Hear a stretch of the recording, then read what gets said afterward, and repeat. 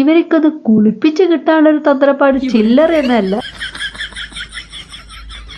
ഏറ്റവും വലിയൊരു ടാസ്ക് അതാ. ഇനി കുളി കഴിഞ്ഞാൽ ഇവര് ചെയ്യണതോ, മൂപ്പരിങ്ങനെ കിടക്കുകയാണെങ്കിൽ അടുത്ത പണി ഇങ്ങനെ കൊടുക്കാന്നോ ആലോചിക്കല്.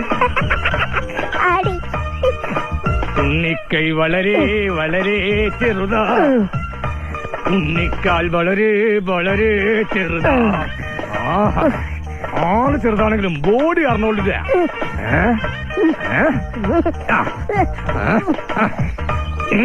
ഇനി എക്സസൈസ്.